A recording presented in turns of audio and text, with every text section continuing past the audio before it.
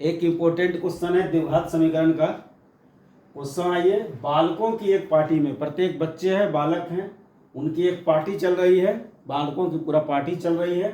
अब प्रत्येक ने प्रत्येक को एक उपहार दिया, सब एक दूसरे को उपहार दे रहा है ना। यदि कुल उपहार 132 है, टोटल उपहार की संख्या 132 है, तो बालक की संख्या ज्ञात करना।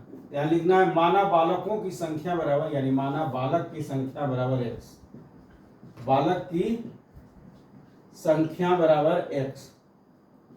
अब देखिए, प्रत्येक बच्चा एक दूसरे को गिफ्ट देता है, तो प्रत्येक बच्चा अगर एक दूसरे गिफ्ट लेता है, जो बच्चा है वो अपने आप को स्वयं को गिफ्ट नहीं देगा। जैसे हम किसी को गिफ्ट दिए तो हम अपने आप को गिफ्ट तो नहीं देंगे, तो इसलिए गिफ्ट की संख्या यानी उपहार की संख्या हो जाएगा, यहाँ लिख देंगे इसलिए, यहाँ लिख देंगे इसलिए उपहार की संख्या, उपहार का मतलब होता है गिफ्ट, उपहार की संख्या बराबर हो जाएगा x-1, क्योंकि जितना बालक है एक दूसरे को गिफ्ट दिया, लेकिन वह स्वयं अपने आप को नहीं देगा, इसलिए x-1 हो गया उपहार की संख्या।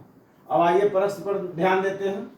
तो प्रश्न से यहाँ लिखेंगे, प्रश्न क्या है, बालकों की एक पार्टी में प्रत्येक ने प्रत्येक को उपहार दिया।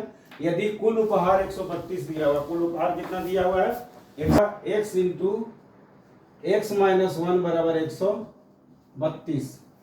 कुल उपहार 132 दिया, तो x इंटू x-1 बराबर 132, और x को x से गुना करेंगे x स्क्वायर, माइनस x को 1 से गुना करेंगे माइनस x बराबर 132। ये 132 प्लस में इधर आएगा, माइनस में हो जाएगा, तो और x square minus x minus 132 बराबर 0 हो गया।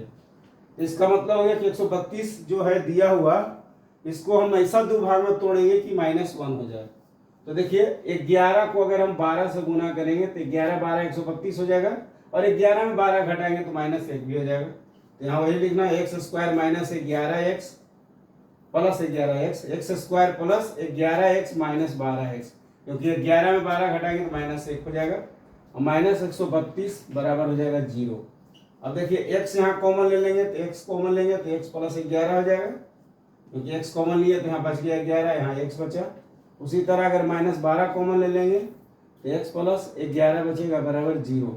तो आंसर क्या हो जाएगा, एक हो जाएगा x माइनस 12, एक हो जाएगा x प्लस 11 बराबर 0। तो और यहाँ से हो जाएगा x बराबर आंसर हो जाएगा 12, और ये हो जाएगा 12 जो हो गया प्लस में संभव हो जाएगा, 1 और 12 क्या हो गया संभव, और x बराबर -11, प्लस इधर जाएगा माइनस में हो जाएगा, 1 और -11 असंभव, यानी माइनस में नहीं हो सकता उपहार की संख्या। जब भी होगा तो उपहार की संख्या, बच्चों की संख्या माइनस में नहीं हो सकता, जब भी होगा बच्चों की संख्या तो प्लस में होगा। यहाँ बालकों की संख्या लिखना है, यहाँ लिख देंगे इसलिए बालकों की संख्या बराबर 12। ये आंसर हो गया, टोटल बालकों की संख्या 12 हो गई, ये आंसर हो गया।